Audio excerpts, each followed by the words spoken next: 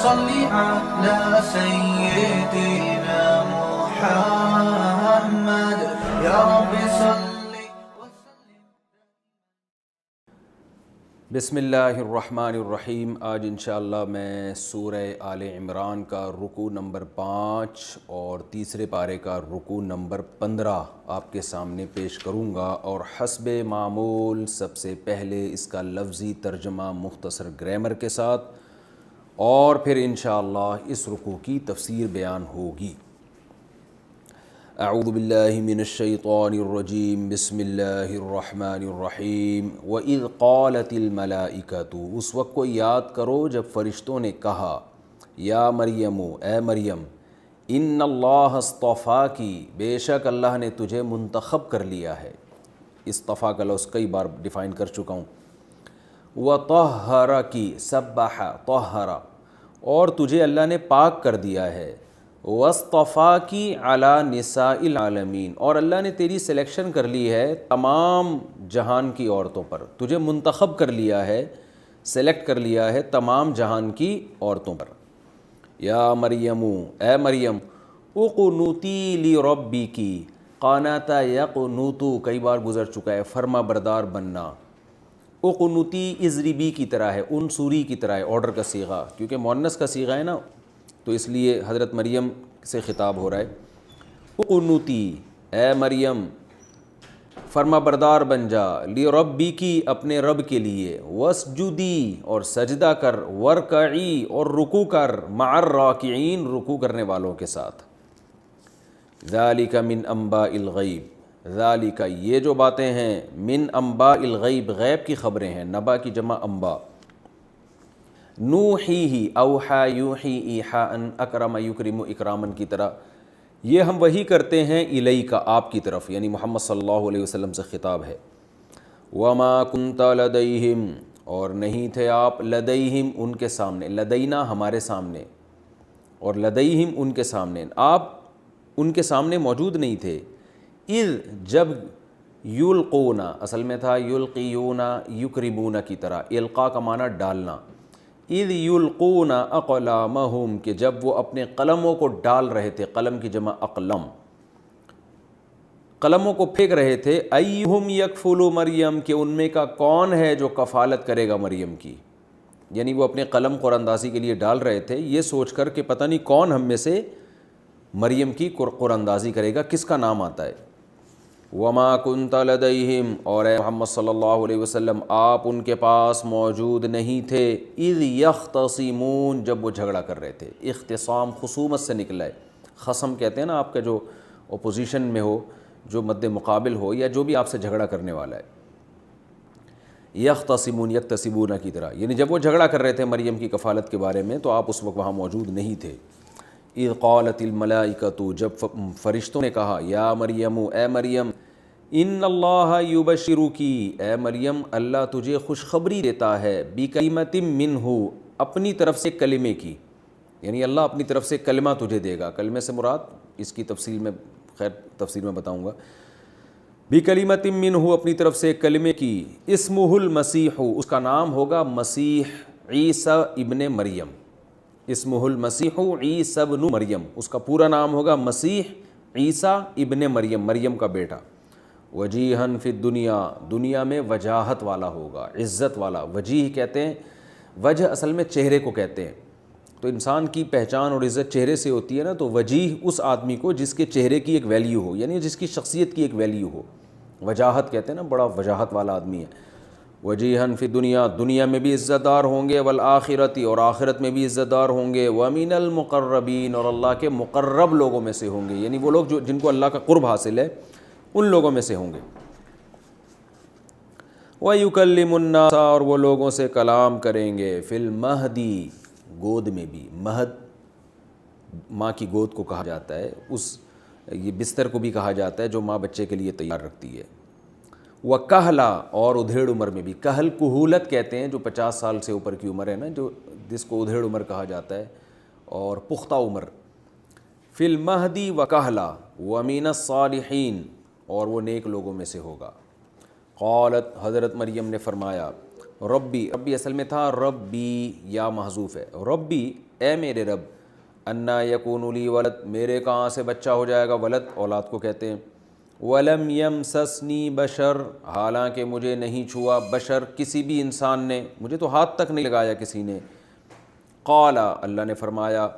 یا فرشتے نے فرمایا، یہ بھی ہو سکتا ہے، کذالک اللہ، اسی طرح اللہ تعالیٰ، یخلق ما یشاء، جو چاہتا ہے پیدا کر دیتا ہے، اذا قضا امرن، قضا ضربہ کی طرح قضایا، جب وہ فیصلہ کرتا ہے امرن کسی بھی کام کا، فإنما، تو صرف یقول لہ، اس کام کے بارے میں کہہ دیتا ہے کن، ہو جا، فیکون، وہ ہو جاتی ہے، وَيُعَلِّمُهُ الْكِتَابَ وَالْحِكْمَةَ، اور اللہ اسے سکھائے گا کتاب، والحکمہ، اور حکمت کی باتیں، والتوراۃ، اور تورات بھی سکھائے گا، والانجیل، اور انجیل بھی سکھائے گا، ورسولاً، اور اسے رسول بنائے گا، الی بنی اسرائیل، بنی اسرائیل کی طرف، انی قد جئتکم بآیۃ من ربکم، کہ میں آیا ہوں تمہارے پاس تمہارے رب کی طرف سے نشانی لے کر، یعنی وہ یہ پیغام بندوں کو سنائے گا، یہاں ایک لفظ محذوف ہے، یقولو، وہ عیسیٰ وہ یہ کہے گا لوگوں سے، انی، کہ یہ بات کہے گا کہ بے شک میں، قد جئتکم، جئتو اصل میں تھا جیأتو، ضربتو کی طرح، کئی بار یہ لفظ آ چکا ہے، جئتکم، میں تمہارے پاس آ چکا ہوں، یہ چکا ہوں کا معنی قد کر رہا ہوں میں تمہارے پاس آ چکا ہوں، بآیۃ من ربکم، تمہارے رب کی طرف سے ایک بڑی نشانی لے کر، انی، وہ نشانی کیا ہے کہ بے شک میں، اخلق لکم، پیدا کرتا ہوں تمہارے لیے، من الطین، مٹی سے، طین مٹی کا جو گارا ہوتا ہے نا اس کو، کہیئت الطیر، پرندے کی ہیئت کی طرح، پرندے کی ہیئت کی طرح میں مٹی سے ایک چیز تخلیق کرتا ہوں، یعنی پرندے کی شکل جیسا ایک پتلا بناتا ہوں میں، فَأَنفُخُ فِيهِ، نفخ، ینفخ کا معنی ہوتا ہے ینفخ ہے کہ پھونک مارنا، فَأَنفُخُ، نفخ ینفخ، فَأَنفُخُ فِيهِ، میں اس میں پھونک ماروں گا، فَيَكُونُ، وہ ہو جائے گا، وہ جو پرندہ مٹی کا بنا ہے نا وہ ہو جائے گا، طیراً، پرندہ بن جائے گا، بِإِذْنِ اللہ، اللہ کے حکم سے، وَأُبْرِئُ الْأَكْمَحَ، اور میں شفا دوں گا، ابرأ یبرئ، ابراءً کا معنی بری کر دینا، کسی مصیبت سے نکال دینا، ٹینشن سے نکال دینا، یعنی شفا دے دینے کا معنی بھی آتا ہے، کہتے ہیں نا بری ہو گیا ہوں بھائی، میں تو اس سے بری ذمہ ہوں، وَأُبْرِئُ الْأَكْمَحَ، اکرمو کی طرح ہے، ابرئ، اکمحہ، جو پیدائشی نابینا ہونا اس کو اکمح کہا جاتا ہے، ابرئ الاکمحہ، اور میں پیدائشی نابینا کو شفا دوں گا، والابرص، برس کے مریض کو بھی، برس کہتے ہیں وہ جو سفید داغ نہیں پوری باڈی پہ پڑ جاتے، پہلے یہ مرض لا علاج تھا، والابرص، اور برس کے مریض کو بھی شفا دوں گا، واحیی الموتیٰ، اور مردوں کو زندہ کر دوں گا، احیا یحیی احیاء، اصل میں تھا احیا یا یحیی احیاء، اکرم یکرم کی طرح، اور میں مردوں کو، میت کی جمع موتیٰ آتی ہے، اور میں مردوں کو زندہ کروں گا، بِإِذْنِ اللہ، اللہ کے حکم سے، وَأُنَبِّئُكُمْ، نبأ خبر، نبأ ينبئ، سبح یسبح کی طرح، وَأُنَبِّئُكُمْ، اور میں تمہیں خبر دوں گا، بِمَا، ان چیزوں کی، تأکلون، جو تم کھاتے ہو، وَمَا تَدَّخِرُونَ، اور جو تم ذخیرہ کر لیتے ہو، اصل میں تھا تَدَّخِرُون، تکتسبون کی طرح، تو ذال کو حذف کر کے تخیرون کو نا تدخیرون پڑھا جاتا ہے، زخر سے نکلا ہے، ذخیرہ نہیں ہوتا ہے، ذال خار را، یہ ذخیرے میں لفظ آتا ہے نا، جو کچھ تم ذخیرہ کرتے ہو گھر میں اور جو کچھ کھاتے ہو میں تمہیں اطلاع دے دوں گا، فی بیوتکم، اپنے گھروں میں جو ذخیرہ کرتے ہو، بیت کی جمع بیوت، ان فی ذالک، بے شک اس بات میں، لآیۃ لکم، تمہارے لیے نشانی ہے، ان کنتم مومنین، اگر تم ایمان لانا چاہتے ہو، ومصدقاً، اور میں تصدیق کروں گا، لما بین یدی، اس چیز کی، ماں، وہ چیز، بین یدی، جو میرے سامنے ہے، یعنی جو مجھ سے، سامنے کا لفظ ہمیشہ پاسٹ کے معنی میں استعمال ہوتا ہے عربی میں، کیونکہ آپ کا ماضی آپ کے سامنے ہوتا ہے، فیوچر تو پیچھے ہوتا ہے، آپ کو نظر نہیں آ رہا ہوتا، ومصدقا لما بین یدی من التوراۃ، اور میں تصدیق کروں گا اس چیز کی جو میرے سامنے ہے، یعنی تورات کی، وَلِأُحِلَّ لَكُمْ، اور لِأُحِلَّ، اس لیے بھی آیا ہوں میں، لِأُحِلَّ، کہ تاکہ میں حلال کر دوں، احلہ اصل میں تھا احلیلا، اکرما کی طرح، اکرما یکرم، اکرام کرنا، احلل یحلل، حلال کرنا، اور تاکہ میں حلال کر دوں، لکم، تمہارے لیے، بعض الذی، بعض ان چیزوں کو حرم علیکم جو تم پر حرام کر دی ہیں، وجئتکم اور میں آیا ہوں تمہارے پاس، بآیۃ من ربکم تمہارے رب کی طرف سے نشانی لے کر، فاتقوا اللہ لہذا اللہ سے ڈرو، واطیعون اصل میں تھا اطیعونی، اطیعوا اکرموا کی طرح ہے، اطاعت کرو، نی میری، نون کے بعد یا کو حذف کر دیا، صرف زیر باقی رکھا ہے، واطیعون اور میری اطاعت کرو، ان اللہ ربی و ربکم بے شک اللہ میرا بھی رب ہے اور تمہارا بھی رب ہے، فاعبدوہ اصل میں تھا اعبدو تو عبادت کرو اس کی، ھذا صراط مستقیم یہی ہے سیدھا راستہ۔ فلما پس جب احس عیسیٰ حضرت عیسیٰ نے محسوس کیا، احس یحس احساسا یہ وہی لفظ ہے جو اردو میں جس کو احساس کہتے ہیں، اکرام، احساس اکرام، احسس یحسس اکرم یکرم کی طرح،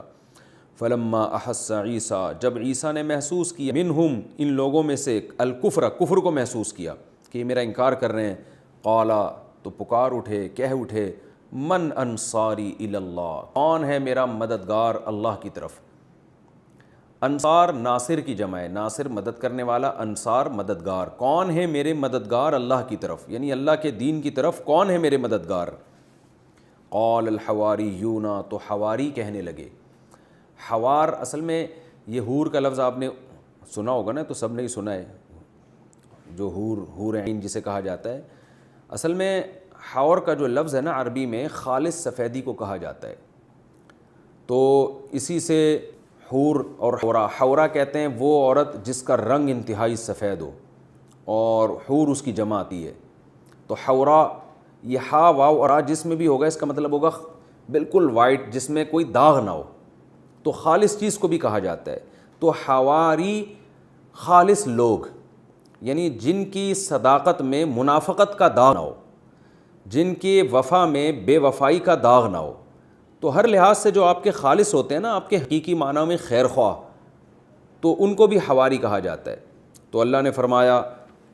حضرت عیسیٰ علیہ السلام کا جو ساتھ دیا نا بنی اسرائیل میں جن لوگوں نے، جیسے ہمارے نبی کے ساتھیوں کو صحابی کہا جاتا ہے، تو ایک ٹرم تھی حضرت عیسیٰ علیہ السلام کا ساتھ دینے والے جو ان کے مخلص لوگ تھے ان کو حواری کہا جاتا تھا،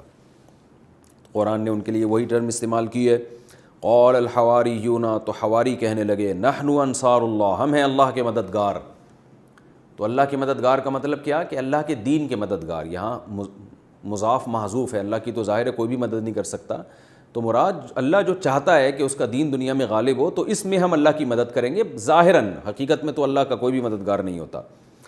آمنا باللہ ہم اللہ پر ایمان لائے، واشہد اور آپ گواہ رہو، حضرت عیسیٰ سے وہ کہنے لگے، اشہد شہید یشہد شہادتاً گواہ بن جائیں، بِأَنَّا کہ بے شک ہم، بِأَنَّا اصل میں تھا بِأَنَّا نا بے شک ہم مسلمون کہ ہم فرمانبردار ہیں، اور پھر دعا مانگنے لگے، ربنا اے ہمارے رب،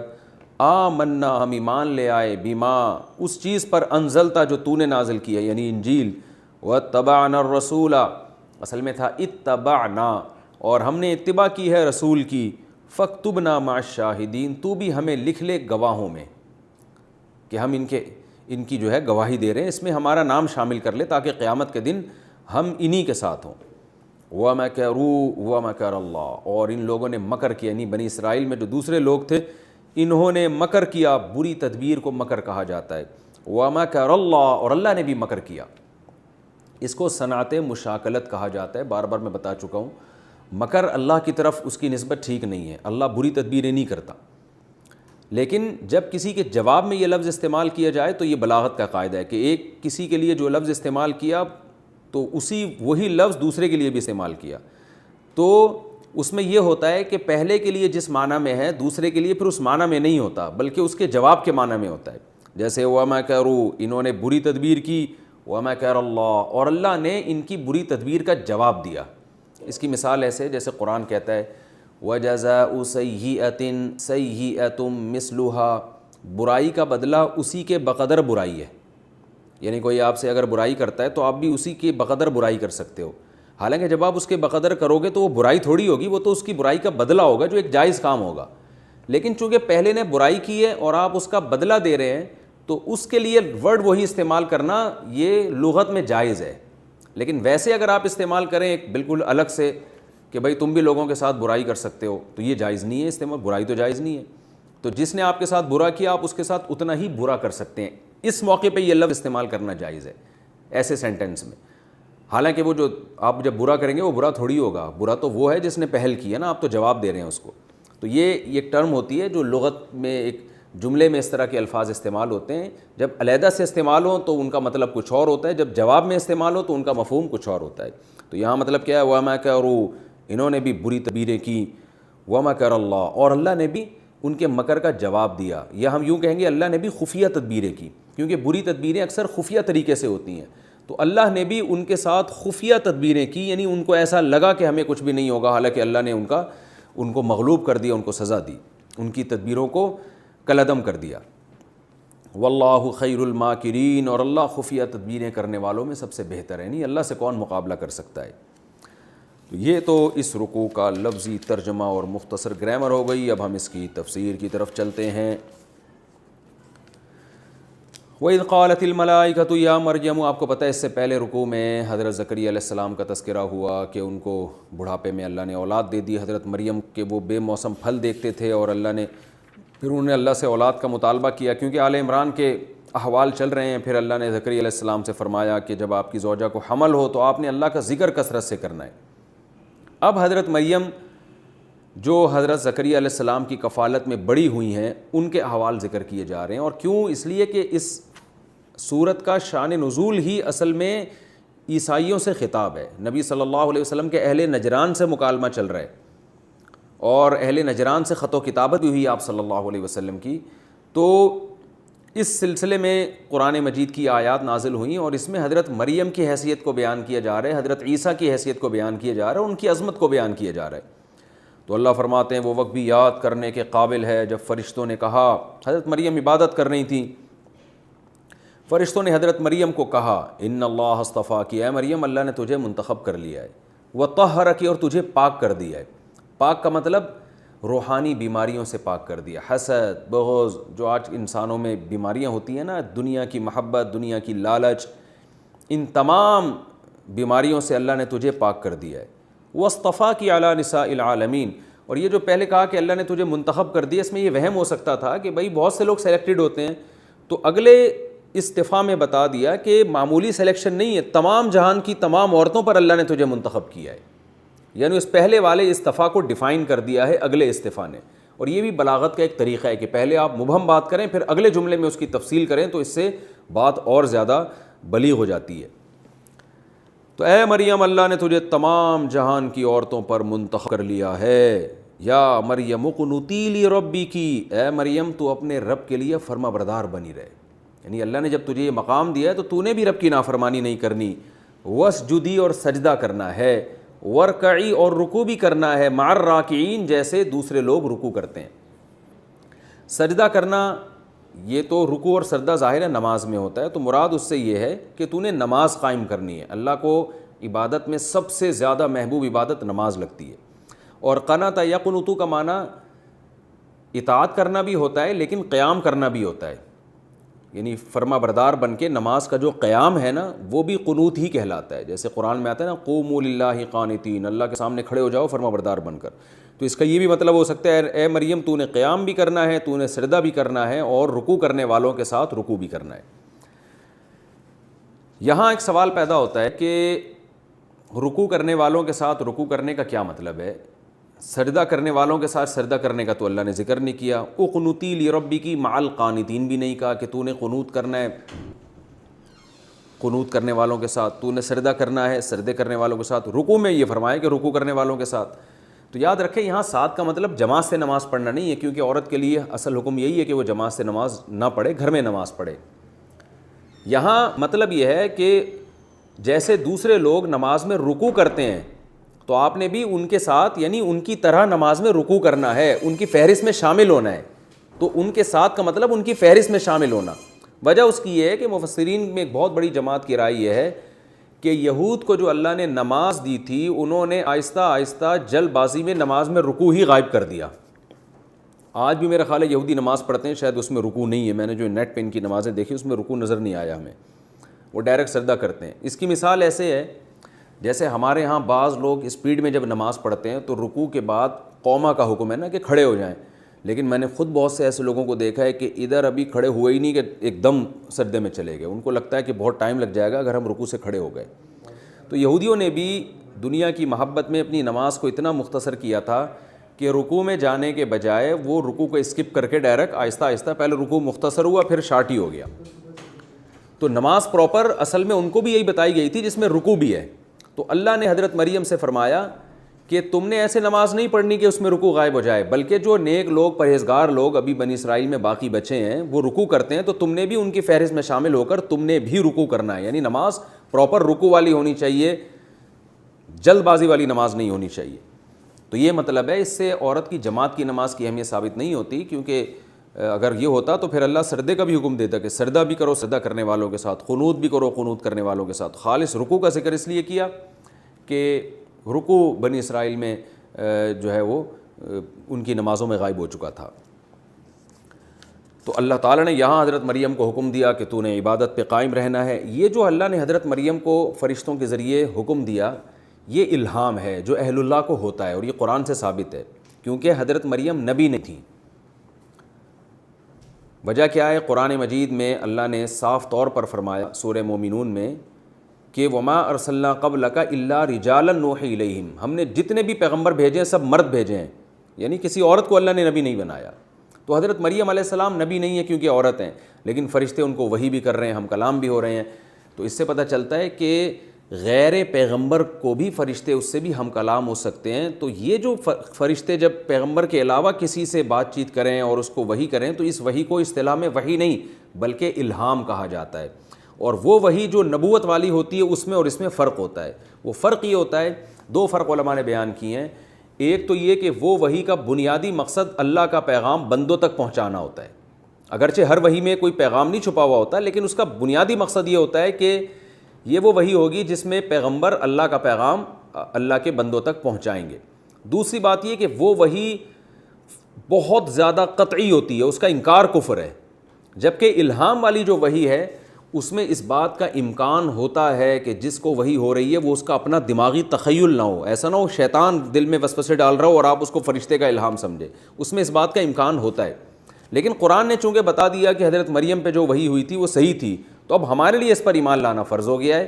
کہ چونکہ اللہ نے جب ہمیں بتا دیا تو اس کا مطلب یہ واقعی الہام قطعی تھا، یقینی تھا۔ یہ وہ الہام نہیں تھا جس کے بارے میں دو رائے ہو سکتی ہیں کہ صحیح بھی ہو سکتا ہے اور غلط بھی ہو سکتا ہے، لیکن تمام امت کا اہل سنت والجماعت کا اس پر اجماع ہے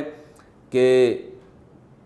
پیغمبر کے علاوہ بھی الہام ہو سکتا ہے، لیکن اس الہام میں قطعیت نہیں ہوتی، اس بات کا امکان ہوتا ہے کہ شیطانی تصرف ہو۔ یہی وجہ ہے کہ وہ شرعی حکام میں حجت نہیں ہوتا۔ جیسے اگر آج کسی کو الہام ہو جائے کہ بھئی تم نے فجر کی نماز نہیں پڑھنی، معاف ہے، تو یہ کالعدم ہے، یہ الہام، اس کی کوئی حیثیت نہیں ہے۔ حتیٰ کہ اس الہام سے کوئی کسی چیز کا مستحب ہونا بھی ثابت نہیں ہوتا، کیونکہ کسی چیز کے مستحب ہونے کے لیے، حلال یا حرام ہونے کے لیے شرعی دلیل کی ضرورت ہے، اور شرعی دلیل وہ قرآن و سنت ہے۔ تو اس لیے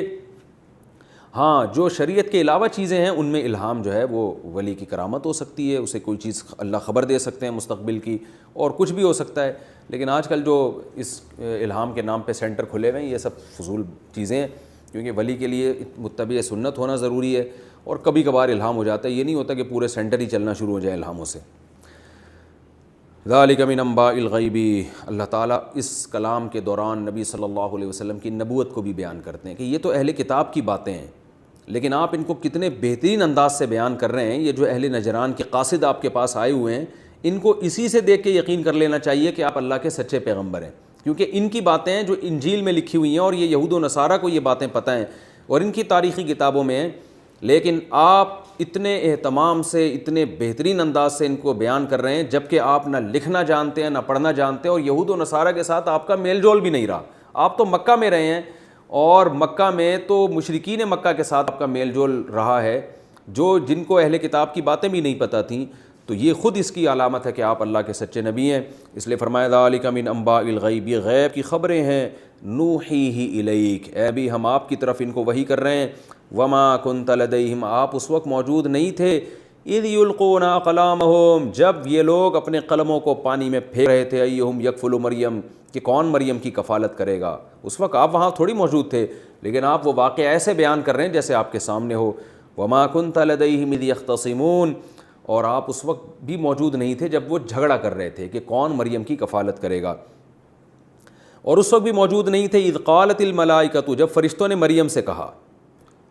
تو اللہ نے بتا دیا کہ یہ سب باتیں آپ غیب کی خبریں ہیں، خود یہ باتوں کا اتنے خوبصورت انداز سے بیان کر دینا اتنی بلاغت کے ساتھ، یہ خود آپ کے سچے نبی ہونے کی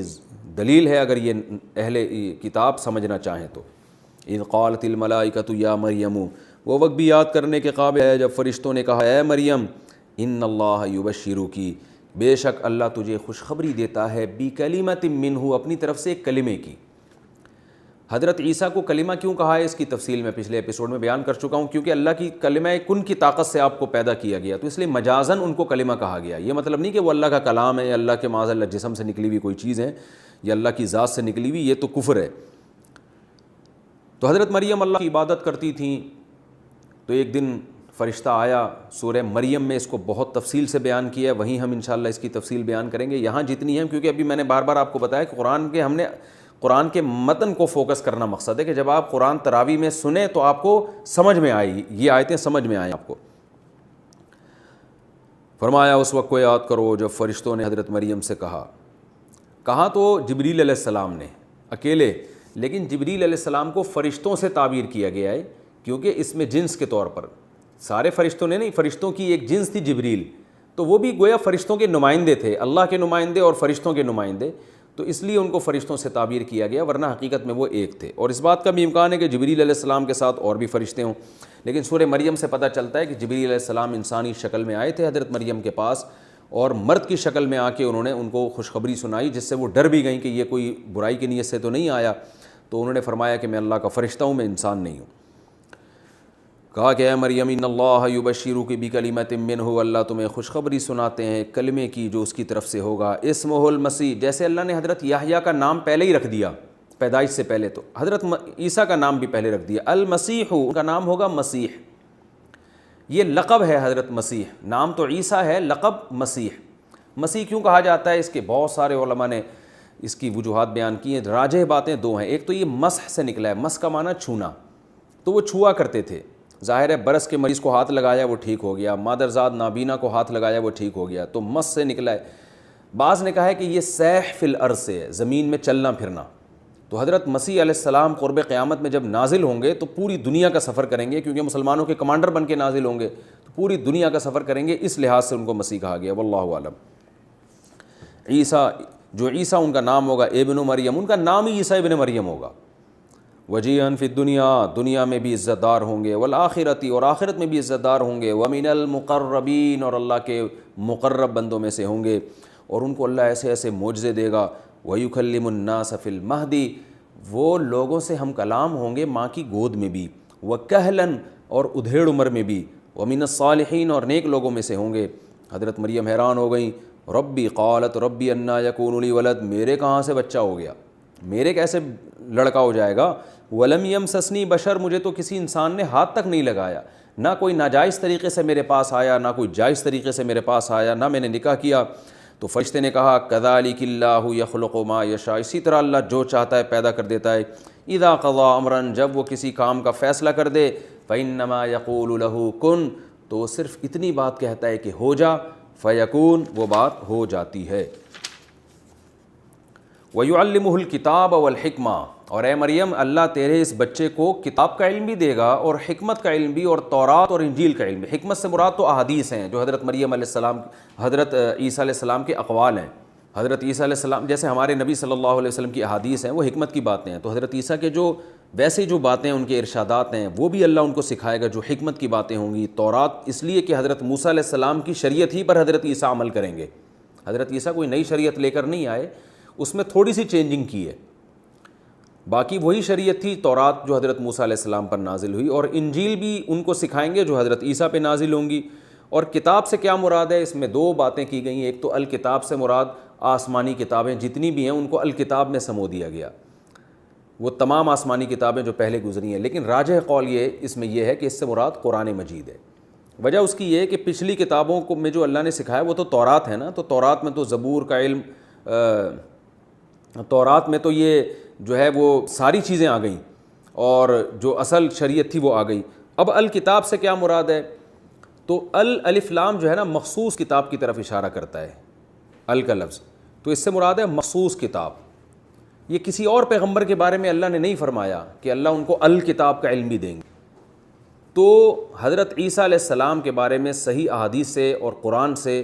اور اجماع صحابہ اور اجماع امت سے پتہ چلتا ہے کہ حضرت عیسیٰ علیہ السلام قرب قیامت میں نازل ہوں گے اور قرآن کے مطابق فیصلے کریں گے۔ تو اس لیے راجح قول اس بارے میں یہی ہے، اس سے مراد القرآن ہے، کیونکہ حضرت عیسیٰ کو اللہ نے قرب قیامت کے لیے منتخب کیا تو اس امت کی قیادت کریں گے، تو اس کے لیے ضروری تھا کہ ان کے پاس قرآن مجید کا علم ہو، کیونکہ وہ جب آئیں گے تو اسلام والی شریعت پر عمل کریں گے، اپنی شریعت لے کے نہیں آئیں گے وہ، تو اس کے لیے ضروری تھا کہ ان کو قرآن کا علم دیا جاتا ان تمام لوازمات کے ساتھ۔ تو اس لیے اللہ نے فرمایا کہ ہم نے ان کو پہلے سے، یعنی یہ بچے کا ایک معجزہ ہے کہ اللہ اس کو کتاب کا علم بھی دے گا، اور حکمت کا علم بھی، تورات اور انجیل کا علم بھی، اور یہ بھی یہ ایک معجزے کی بات ہے کہ یہ جو اللہ نے فرمایا کہ وَيُعَلِّمُ النَّاسَ کیا ہے وَيُكَلِّمُ النَّاسَ فِي الْمَهْدِ وَكَهْلًا، کہ یہ بچہ ماں کی گود میں بھی لوگوں سے ہم کلام ہوگا اور ادھیڑ عمر میں بھی۔ حضرت عیسیٰ علیہ السلام جوانی میں ہی آسمانوں پہ چلے گئے تھے، تو یہ جو ادھیڑ عمر کلام ہے نا، یہ نارملی کوئی معجزہ نہیں ہے۔ دیکھیں اللہ تعالیٰ تو یہاں حضرت عیسیٰ علیہ السلام کے معجزے ذکر کر رہے ہیں نا، حضرت مریم کو بتایا جا رہا ہے کہ تیرا یہ بچہ ماں کی گود میں بھی کلام کرے گا، اور جب بڑا ہو جائے گا ادھیڑ عمر میں پہنچ جائے گا اس وقت بھی کلام کرے گا۔ تو بھائی بچہ جب ماں کی گود میں ہو پھر کلام کرنا تو عجیب بات ہے، جب ادھیڑ عمر میں پہنچ جائے پھر کلام کرنا کون سی عجیب بات ہے، یہ تو سارے ہی کرتے ہیں۔ تو آج قرآن کی صداقت پتہ چلتا ہے کہ یعنی اس میں اشارہ دے دیا کہ عام طور پر کوئی شخص ادھیڑ عمر میں کلام کرے تو معجزہ نہیں ہے، لیکن عیسیٰ کا اس عمر میں کلام کرنا اس لیے معجزہ ہے کہ عیسیٰ کو اس عمر سے پہلے ہی اٹھا لیا جائے گا آسمانوں پہ، اور یہ قرب قیامت میں نازل ہو کر جب اس عمر میں کلام کرے گا تو یہ معجزہ ہوگا کہ ہزاروں سال کے بعد اللہ نے ان کو دنیا میں بھیجا اور وہ اس عمر میں پہنچنے کے بعد لوگوں سے کلام کریں۔ تو یہ بھی حضرت عیسیٰ علیہ السلام کی زندگی اور حیات کی طرف اشارہ ہے۔ قرآن میں حضرت عیسیٰ کی حیات پر صراحتاً بھی ہے، وہ دوسری جگہ پر اللہ نے فرمایا وما قتلوہ، عیسائیوں نے حضرت عیسیٰ کو نہ قتل کیا، یعنی عیسائیوں نے نہیں یہودیوں نے، وما صلبوہ، اور نہ ان کو سولی پر لٹکایا، بل رفعہ اللہ الیہ، بلکہ اللہ نے ان کو اپنی طرف اٹھا لیا۔ اور حدیث میں بھی آتا ہے کہ حضرت عیسیٰ علیہ السلام زندہ ہیں، قرب قیامت میں نازل ہوں گے۔ تو قرآن اور حدیث میں یہ مسئلہ دوسرے مقام پہ بہت صراحت سے بیان کر دیا، لیکن یہاں بھی اشارے ہیں کہ اے مریم تیرا یہ بچہ بچپن میں بھی ماں کی گود میں ہم کلام ہوگا، اور ادھیڑ عمر میں پہنچنے کے بعد بھی ہم کلام ہوگا۔ تو اس وقت تو حضرت مریم کو بھی اندازہ نہیں ہوا گو کہ اللہ نے اس میں کیا خوشخبری سنائی اور کیا معجزے کا تذکرہ کیا ہے، لیکن جب حضرت عیسیٰ آسمانوں پہ زندہ اٹھے ہیں تو پھر دنیا کو پتہ چلا کہ اس آیت کا مطلب کیا ہے، اور حضرت عیسیٰ کا ادھیڑ عمر میں پہنچ کے لوگوں سے ہم کلام ہونا یہ واقعی ان کا ایک معجزہ ہوگا۔ تو یہاں بھی ایسا ہی ہے وَيُعَلِّمُهُ الْكِتَابَ وَالْحِكْمَةَ، اے مریم اللہ تیرے بچے کو کتاب کا علم بھی دے گا، یعنی قرآن کا جو صحیح جو راجح تفسیر ہے اس کے مطابق، وَالْحِكْمَةَ وَالتَّوْرَاةَ وَالْإِنْجِيلَ، اور تورات کا علم بھی دے گا اور انجیل کا علم بھی دے گا، وَرَسُولًا إِلَىٰ بَنِي إِسْرَائِيلَ، اور اسے بنی اسرائیل کا رسول بنا کے بھیجے گا۔ وہ رسول کیا کہے گا لوگوں سے، انی قد جئتکم بآیۃ من ربکم، لوگو میں معجزوں کے ساتھ آیا ہوں، نشانیوں کے ساتھ آیا ہوں، اور ایسی ایسی نشانیاں میں لے کر آیا ہوں کہ تم حیران ہو جاؤ گے۔ بعض علماء کی رائے یہ ہے کہ جتنے معجزے حضرت عیسیٰ علیہ السلام کو دیے گئے اتنے کسی کو نہیں دیے گئے۔ اللہ نے ہر پیغمبر کو جزوی فضیلت دی ہے نا، جیسے حضرت موسیٰ کو کوہ طور پہ بلا کے ہم کلام ہوئے، حضرت آدم علیہ السلام کو تمام انسانوں کا باپ بنایا، حضرت نوح علیہ السلام کو عمر بہت لمبی دی، یوسف علیہ السلام کو حسن بہت دیا، ہمارے نبی کو تو ساری دنیا کے سارے انسانوں کی طرف پیغمبر بنا کے بھیجا۔ تو ہر نبی کو اللہ نے ایک الگ سے وصف دیا ہے۔ تو حضرت عیسیٰ علیہ السلام کا جو وصف تھا وہ معجزوں کی کثرت اور معجزوں کی نوعیت بھی بہت ہی عجیب، یعنی وہ کام جو بالکل ناممکن سمجھے جاتے ہیں۔ لاٹھی کو سانپ بنانا حضرت موسیٰ علیہ السلام بناتے تھے، لیکن اس کو ناممکن نہیں سمجھا جاتا، جادوگر یہ کام کر رہے ہوتے ہیں، حقیقت میں نہیں کرتے، نظر کا دھوکہ دیتے، لیکن بظاہر ایسا لگتا ہے۔ لیکن عیسیٰ ابن مریم کو وہ معجزے دیے گئے جو جادوگر بھی نہیں کر سکتے، یعنی دھوکہ دینے کے لیے بھی وہ جادو نہیں کیا جا سکتا، نظروں کو دھوکہ دینے کے لیے ایسے معجزے دیے گئے۔ وہ کیا معجزے تھے؟ حضرت مریم کو بتایا جا رہا ہے کہ یہ عیسیٰ جب نبی بنیں گے تو یہ لوگوں سے، یعنی یہ پیدا ہوں گے اور جوان ہوں گے تو لوگوں سے یہ کلام کریں گے اور یوں کہیں گے انی اخلق لکم، کہ لوگوں میں تمہارے لیے بناؤں گا من الطین، مٹی کے گارے سے، کہیئۃ الطیر، ایک پرندہ کی شکل بناؤں گا، فانفخ فیہ، اور اس میں پھونک ماروں گا، فیکون طیرا باذن اللہ، اللہ کے حکم سے وہ حقیقت میں پرندہ بن کے اڑنے لگے گا۔ یہ تو ممکن ہی نہیں ہے۔ وَأُبْرِئُ الْأَكْمَحَ وَالْأَبْرَصَ، پیدائشی نابینا جس کو میڈیکل سائنس فیل ہو چکی ہے، آج بھی میڈیکل سائنس یہ کہتی ہے پیدائشی نابینا کی بینائی واپس نہیں لوٹائی جا سکتی، تو میں پیدائشی نابینا کو شفا دوں گا، کوڑ کے برس کے مریض کو شفا دوں گا، اور مردوں کو زندہ کروں گا، اور یہ تمام کام بِإِذْنِ اللہ، اللہ کے حکم سے ہوں گے۔ کیا مطلب؟ یہ میں نہیں کر رہا، یہ میرے ہاتھ پہ اللہ کر رہا ہوگا۔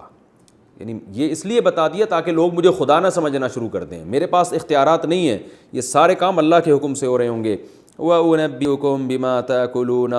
اور تم گھر میں کھانا کھا کے آؤ گے، میں تمہیں بتا دوں گا تم نے کیا کھانا ہے، یہ غیب کی خبر دوں گا۔ وَمَا تَدَّخِرُونَ، اور گھر میں تم جو چھوڑ کر آؤ گے نا، ذخیرہ کرو گے، وہ بھی میں تمہیں بتا دوں گا۔ إِنَّ فِي ذَلِكَ لَآيَةً لَكُمْ إِن كُنتُم مُؤْمِنِينَ، اس میں تمہارے لیے نشانی ہے اگر تم ایمان لانا چاہتے ہو، یہ اس کی علامت ہے کہ واقعی میں اللہ کا سچا پیغمبر ہوں۔ وَمُصَدِّقًا لِمَا بَيْنَ يَدَيَّ مِنَ التَّوْرَاةِ،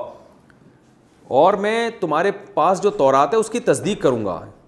کیونکہ اگر میں اس کا انکار کروں تو ایک نئی آزمائش ہے نا، ایک بات بھی غلط ہے اور ایک نئی آزمائش کہ وہ والے نبی صحیح تھے یا یہ والے، تو ہر بعد والا نبی پہلے والے پیغمبر کی تصدیق کرتا ہے تاکہ لوگ آزمائش میں نہ آئیں۔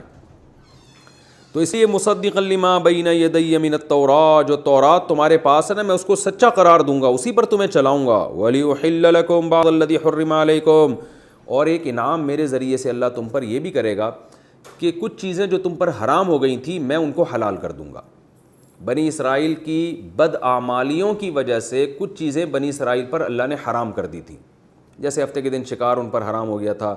اور اونٹ کی اور گائے کی چربی وغیرہ ان پر حرام ہو گئی تھی ان کے گناہوں کی وجہ سے، تو یہ میں تم پر حلال کر دوں گا۔ وَجِئْتُكُم بِآيَةٍ مِّن رَبِّكُمْ، اور میں تمہارے پاس اپنے رب کی نشانیاں لے کر آیا ہوں۔ فَاتَّقُوا اللَّهَ، لہذا اب اللہ سے ڈرو، وَأَطِيعُونِ، اور میری اطاعت کرو۔ ابھی بھی میری اطاعت نہیں کی تو اس کا مطلب میری نافرمانی نہیں بلکہ یہ اللہ کی نافرمانی ہوگی۔ یہاں جو اللہ نے فرمایا نا کہ میں حلال کر دوں گا، تو یاد رکھیں حلال و حرام کرنا یہ اللہ کا کام ہے، یہ پیغمبر کو اختیار نہیں ہے۔ قرآن مجید میں دوسری جگہ پر اللہ نے صاف فرمایا لِمَ تُحَرِّمُ مَا أَحَلَّ اللَّهُ لَكَ، اے نبی آپ کیسے حرام کر دیں گے اس چیز کو جو اللہ نے حلال کی ہے۔ تو نبی صلی اللہ علیہ وسلم کو جب یہ اختیار نہیں تھا تو حضرت عیسیٰ کو کہاں سے؟ تو اس کو نسبت مجازی کہا جاتا ہے۔ حضرت عیسیٰ نے کہا میں حلال کروں گا، مطلب یہ کہ حلال تو اللہ کرے گا، میں اس حلت کو بیان کر دوں گا، تو بظاہر ایسا لگے گا جیسے میں حلال کرنا ہوں، اس کو مجازی نسبت کہتے ہیں، حقیقت نہیں ہے۔ اسی طرح یہاں جو یہ آ رہا ہے ابری الاکمہ، میں کوڑ کے مریض کو، میں نابینا کو آنکھیں دے دوں گا، تو میں نہیں دوں گا، دے گا اللہ، تو میری طرف نسبت اس لیے کہ ذریعہ میں بن رہا ہوں۔ تو حقیقت میں معجزہ ہو یا کرامت ہو، اس کی تمام تصرفات اللہ کے ہاتھ میں ہوتے ہیں، اس میں پیغمبر کا دخل بالکل بھی نہیں ہوتا، یہ خوب سمجھ لیں۔ اگر کوئی یہ سمجھتا ہے کہ پیغمبر اپنے اختیار سے چاند کے 2 ٹکڑے کر رہے ہیں یا پیغمبر اپنے اختیار سے مردے کو زندہ کر رہے ہیں، اللہ نے ان کو مردے کو زندہ کرنے کا گویا اختیار دے دیا ہے، تو یہ شرک ہے، کفر ہے، یہ بالکل حرام ہے۔ قرآن میں جگہ جگہ اس شرک کی اور کفر کی نفی ہے۔ تو ہمارے نبی نے جو چاند کے 2 ٹکڑے کیے تو صرف اشارہ کیا ہے، ٹکڑے اللہ نے کیے ہیں۔ حضرت عیسیٰ جو مردے کو کہتے تھے اللہ کے حکم سے کھڑا ہو جا، تو صرف کہتے تھے، زندگی اس میں اللہ ڈالتا تھا۔ حضرت عیسیٰ جو مٹی کا پتلا بنا کے اس میں پھونک مارتے تھے تو اس میں حیات اللہ ڈالتا تھا، حضرت عیسیٰ نہیں ڈالتے تھے۔ تو یہ اس نسبت کو مجازی نسبت۔ اسی طرح حضرت عیسیٰ نے کچھ چیزوں حرام جو تھی حلال کر دیا، تو حضرت عیسیٰ نے نہیں کیا، اللہ نے حلال کیا جس کو حضرت عیسیٰ نے بیان کیا ہے، تو مجازاً ان کی طرف نسبت کر دی گئی ہے۔ مجازی نسبت ایسے ہوتی ہے جیسے ہم کہتے ہیں یار میں 3 پلیٹیں کھا گیا بریانی کی، تو پلیٹیں تھوڑی کھائی ہوتی ہیں آپ نے تو بریانی کھائی ہوتی ہے جو پلیٹوں کے اندر ہوتی ہے، لیکن وہ بریانی کو حذف کر دیا۔ گاڑی پنچر ہو گئی ہے، حالانکہ گاڑی نہیں، گاڑی کا ٹائر پنچر ہوا ہوتا ہے۔ تو یہ لغت میں ایسے مجاز جو ہے نا یہ جائز ہوتا ہے، اس طرح سے مجازن کسی چیز کی طرف نسبت کر دینا۔ تو آگے فرمایا ان اللہ ربی وربکم فاعبدوہ، اللہ میرا بھی اور تمہارا رب ہے، اس کی عبادت کرو۔ ھذا صراط مستقیم، یہی ہے سیدھا راستہ۔ یہ رکوع ابھی ہمارا کمپلیٹ نہیں ہوا، اور اس کی 2 آیتیں باقی ہیں، ان کی تفسیر انشاءاللہ اگلے ایپیسوڈ میں ہوگی، اور پھر اس رکوع میں جو ہمیں علمی نکات ملتے ہیں وہ بیان ہوں گے، اور پھر انشاءاللہ ہم اگلے رکوع کی طرف جائیں گے۔